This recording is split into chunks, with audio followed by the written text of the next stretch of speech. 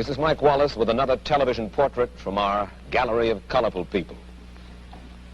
Throughout the United States, small pockets of intellectuals have become involved in a new and unusual philosophy which would seem to strike at the very roots of our society. The fountainhead of this philosophy is a novelist, Ayn Rand, whose two major works, The Fountainhead and Atlas Shrugged, have been bestsellers. We'll try to find out more about her revolutionary creed and about Miss Rand herself in just a moment. And now to our story. Down through history, various political and philosophical movements have sprung up, but most of them have died. Some, however, like democracy or communism, take hold and affect the entire world. Here in the United States, perhaps the most challenging and unusual new philosophy has been forged by a novelist, Ayn Rand. Miss Rand's point of view is still comparatively unknown in America, but if it ever did take hold, it would revolutionize our lives. And Ayn, to begin with, I wonder if I can ask you to capsulize, I know this is difficult, can I ask you to capsulize your philosophy? What is Randism? First of all, I do not call it Randism, and I don't like that name. I call it objectivism. All right. Meaning a philosophy based on objective reality. Now let me explain it as briefly as I can. First, my philosophy is based on the concept that reality exists as an objective absolute, that man's mind, reason, is his means of perceiving it, and that man needs a rational morality. I am primarily the creator of a new code of morality which has so far been believed impossible, namely a morality not based on faith. On faith? Not on faith, not on arbitrary whim, not on emotion, not on arbitrary edict, mystical or social, but on reason, a morality which can be proved by means of logic, which can be demonstrated to be true and necessary. All right, all right. Now, may I define what my morality is? All right. Because this is merely an introduction. My morality is based on man's life as a standard of value. And since man's mind is his basic means of survival, I hold that if man wants to live on earth and to live as a human being, he has to hold reason as an absolute, by which I mean that he has to hold reason as his only guide to action, and that he must live by the independent judgment of his own mind, that his highest moral purpose is the achievement of his own happiness, and that he must not force other people nor accept their right to force him, that each man must live as an end in himself and follow his own rational self-interest. May I interrupt now? You may. Because you put this philosophy to work in your novel Atlas Shrugged. That's right. You demonstrate it in human terms in your novel Atlas Shrugged. And let me start by quoting from a review of this novel Atlas Shrugged that appeared in Newsweek. It said that you are out to destroy almost every edifice in the contemporary American way of life, our Judeo-Christian religion, our modified government-regulated capitalism, our rule by the majority will. Other reviews have said that you scorn churches and the concept of God. Are these accurate criticisms? Yes, I agree with the facts, but not the estimate of this criticism. Namely, if I am challenging the base of all these institutions, I'm challenging the moral code of altruism, the precept that man's moral duty is to live for others, that man must sacrifice himself to others, which is the present-day morality. What do you mean by sacrifice himself for others? We're getting to the point. One moment. Since I'm challenging the base, I necessarily would challenge the institutions, you name, which are a result of that morality. All right. And now what is self-sacrifice?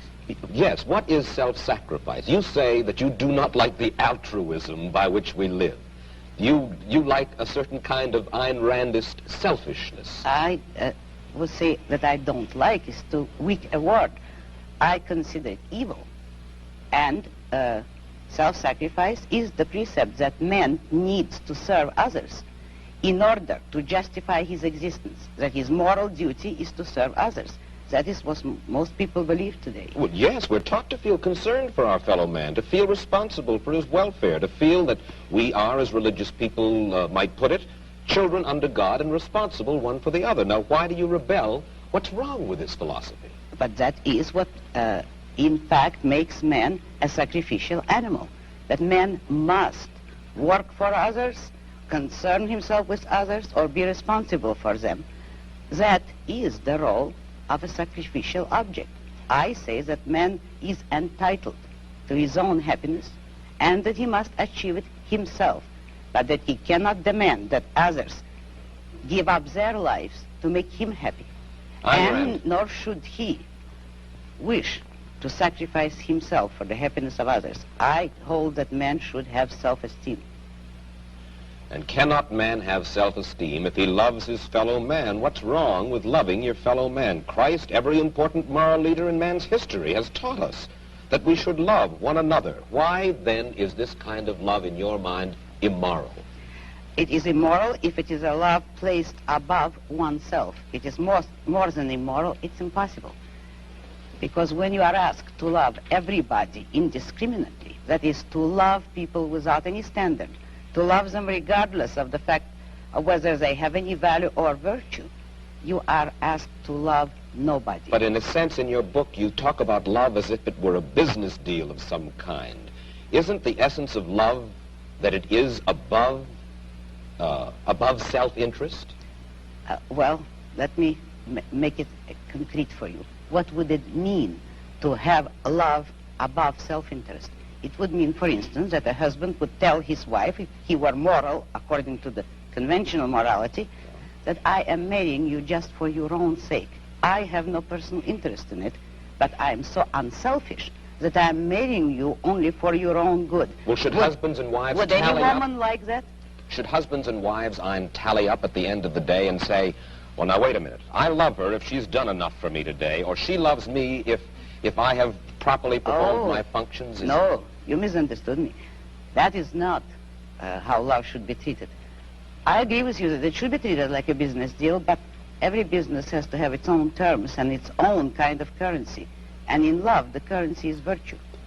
You love people not for what you do for them or what they do for you. You love them for the values, the virtues which they have achieved in their own character. You don't love causelessly. You don't love everybody indiscriminately. You love only those who deserve it. And then if a man is weak or a woman is weak, then he is beyond love? He certainly does not deserve it. He certainly is beyond. He can always correct it. Man has free will.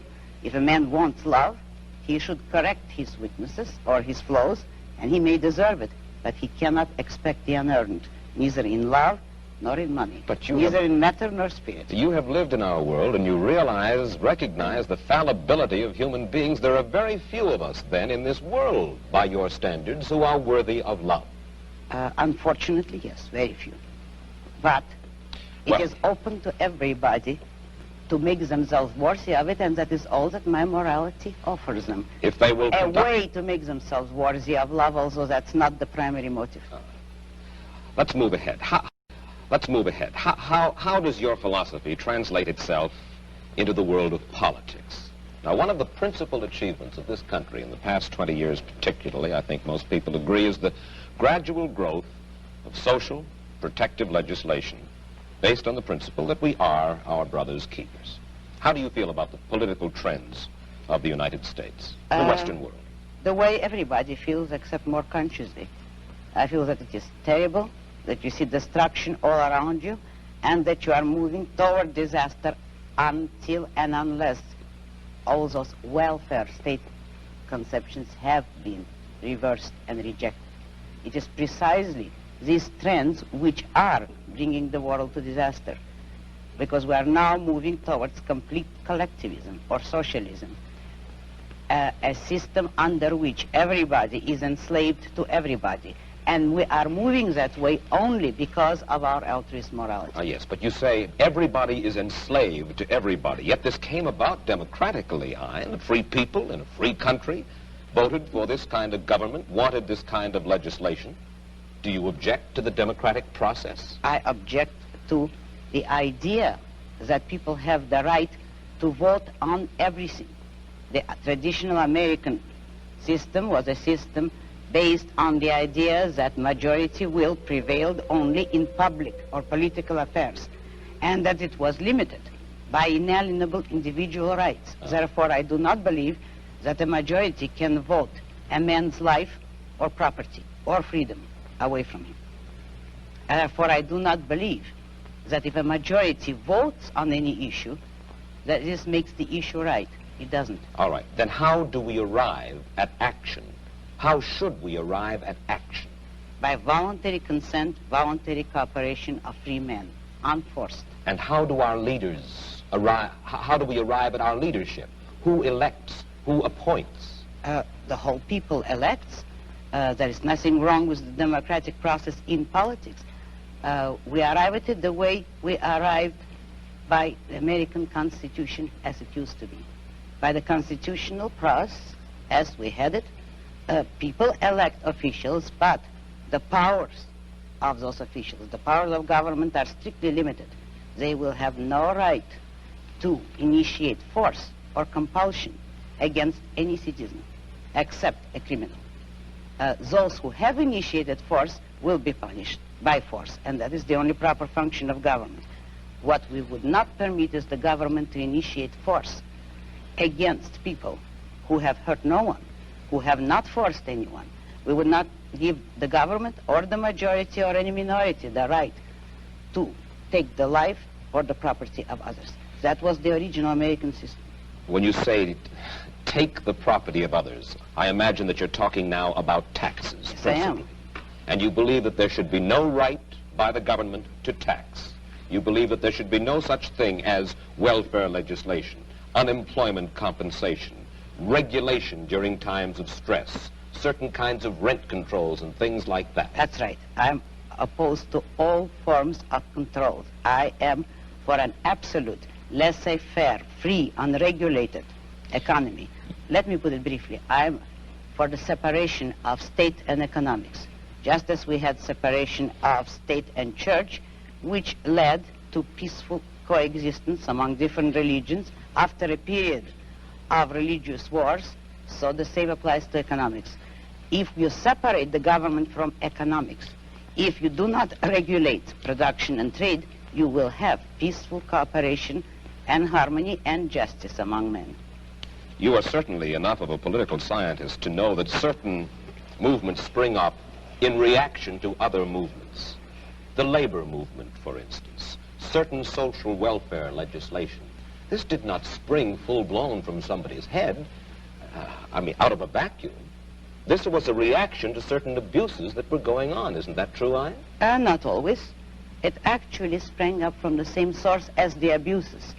If by abuses you mean the legislation, which originally had been established to help industrialists, which was already a breach of complete free enterprise. If then, in reaction, labor leaders get together to initiate legislation to help labor, that is only acting on the same principle, namely, all parties agreeing that it is proper for the state to legislate in favor of one economic group or another. But what I'm saying is that nobody should have the right, neither employers nor employees, to use state compulsion and force. But when you for their own interests. when you advocate completely unregulated economic life in which every man works for his own profit, you are asking, in a sense, for a devil-take-the-hindmost, dog-eat-dog society, and one of the main reasons for the growth of government controls was to fight the robber barons, to fight laissez-faire, in which the very people whom you admire the most, Ayn, the hard-headed industrialists, the successful men, perverted the use of their power. Is that not true? No, it isn't. Oh. This country was made not by robber barons, but by independent men, by industrialists who succeeded on sheer ability. And having, by of course they ability, succeeded. I mean without political force, help, or compulsion. But at the same time, there were men, industrialists, who did use government power as a club to help them against competitors. They were the original collectivists. Today, the liberals believe that that same compulsion should be used against the industrialists for the sake of workers. But the basic principle there is, should there be any compulsion? And the regulations are creating robber barons. They are creating capitalists with government help, which is the worst of all economic phenomena. I think that you will agree with me when I say that you do not have a good deal of respect for the society in which you and I currently live. You think that we're going downhill fairly fast. Now, I would like you to think about this question, and you'll have a minute intermission to ponder it, and then come back and answer it. Do you predict dictatorship and economic disaster for the United States if we continue on our present course? Do you? And we'll get Ayn Rand's answer in just a moment. And now back to our story. All right, Ayn Rand, what I'd like to know is this. Since you describe it as happening in your novel Atlas Shrugged, do you actually predict dictatorship and economic disaster for the United States? If the present collectivist trend continues, if the present anti-reason philosophy continues, yes, that is the way the country is going. But I do not believe in historical determinism, and I do not believe that people have to go that way. Men have the free will to choose and to think. If they change their thinking, we do not have to go into dictatorship. Yes, but how can you expect to reverse this trend when, as we've said, the country is run by majority rule through ballot, and that majority seems to prefer to vote for this modified welfare state? Oh, I don't believe that. You know as well as I do that the majority today has no choice. What do you mean? The majority has never been offered a choice between controls and freedom. How do you account for the fact that an almost overwhelming majority of the people who are regarded as our leading intellectuals and our leading industrialists, the men whom you seem to admire the most, the men with the muscle and the money, favor the modified capitalism that we have today? Because it is an intellectual issue. Since they all believe in collectivism, they do favor it. But the majority of the people has never been given a choice. You know that both parties today are for socialism, in effect, for controls, and there is no party. There are no voices to offer an actual pro-capitalist, laissez-faire economic freedom and individualism. That is what this country needs today. Isn't it possible that we all believe in it because we are all basically lonely people and we all understand that we are basically our brother's keepers? You couldn't say that you really understand it because there is no way in which you could justify it. Nobody has ever given a reason why men should be their brother's keepers, and you've had every example, and you see the examples around you of men perishing by the attempt to be their brother's keepers. You have no faith in anything? Faith? Only no. in your mind? That is not faith. That is a conviction. That is not faith. That is a conviction. Yes, I have no faith at all. I only hold convictions. Who are you, Ayn Rand? When I say that, I would like to know just a little bit of your vital statistics. You have an accent which is... Russian. Russian. You were born in Russia? Yes. Came here? Oh, about 30 years ago. And whence did this philosophy of yours come? Out of my own mind, with the sole acknowledgement of a debt to Aristotle, who is the only philosopher that ever influenced me. I devised the rest of my philosophy myself. Your parents, did they die in Russia, or did they come here to the United States? No, I came here alone, and I don't know. I have no way of finding out whether they died or not. You are married? Yes. Your husband, is he an industrialist? No, he's an artist. His name is Frank O'Connor. And he, not the writer? He no, paints. not the writer. And does he live from his painting? He's just beginning to study painting. He was a designer before. Is he supported in his efforts by the state? Most certainly not. He's supported by you for the time being? No, by his own work, actually, in the past. Well, I know. By me, if necessary, but that isn't quite necessary. And there is no contradiction here, in that you help him. No, because you see, I am in love with him selfishly. It is to my own interest to help him if he ever needed it. I would not call that a sacrifice because I take selfish pleasure in it. Let me put one specific case to you. Suppose under your system of self-sufficiency, one single corporation were to get a stranglehold on a vital product or a raw material, uranium, for instance, which might be vital for the national defense, and then would refuse to sell it to the government. Then what? Under a free system, no one could acquire a monopoly on anything. If you look at economics and economic history, you will discover that all monopolies have been established with government help, with the help of franchises, subsidies, or any kind of government privileges. In free competition, no one could corner the market on a needed product.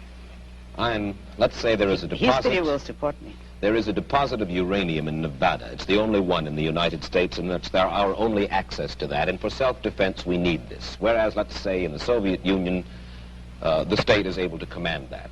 And a kind of a strange man of strange beliefs got hold of this uranium and said, I will not sell this uranium to my government. He should not be able to be forced by the government, according to your philosophy, to sell that uranium. But you realize that you are setting up an impossible fantasy. That is, if you're talking of any natural resource that is vitally needed, it could not become vitally needed if it were that scarce. Not scarce to the point where one man could control all of it. So long as, I'm using your example, if a natural resource exists in more than one place in the world, no one man is going to control it. All right, let's take another. How do we build roads, sanitation facilities, hospitals, schools? If the government is not permitted to force, if you will, by vote, taxation, use your word, we have to depend upon the trickle-down theory, upon the noblesse oblige, the largesse. I will answer you by asking you a question. Who pays for all those things? All of us pay for these things. When you admit that you want to take money by force from someone and ask me how are we going to build hospitals or roads, you admit that someone is producing the money, the wealth, that will make those roads possible. Now you have no right to tell the man who produced the wealth in what way you want him to spend it. If you need his money, you can obtain it only by his voluntary consent. And you believe in the eventual goodwill of all human beings, or at least that top echelon of human beings, whom you believe will give willingly. No goodwill is necessary, only self-interest. Only I believe in private roads, private post offices, private schools. When industry breaks down momentarily, and there is unemployment, mass unemployment, we should not be permitted to get unemployment insurance. Social Security we do not need. We'll depend upon the self-interest of these enlightened industrialists whom you so admire to take care of things when the economy needs a little lubrication and there are millions of people out of work. Study economics. A free economy will not break down. All depressions are caused by government interference. And the cure is always offered so far to take more of the poisons that cause the disaster. Depressions are not a result of a free economy. And one last question. We only have about a half a minute. How many Randists, you don't like the word, I beg your pardon. Objectivists. How many objectivists would you say there are in the United States? It's hard to estimate, but I can tell you some figures. My best intellectual, Nathaniel Brandon, a young psychologist, is giving a series of lectures on my philosophy in New York. He has received 600 letters of inquiry within the month of January. He's giving these lectures, and the attendance is growing in geometrical proportion. Ayn, I'm sure that you have stimulated a good many people, more people than already have, to read your book, Atlas Shrugged, and The Fountainhead, and I'm equally sure they will be stimulated for the reading, indeed, if they do not agree. Thank you. Thank you very much. I'll be back in a moment with my personal footnote to the story of Ayn Rand.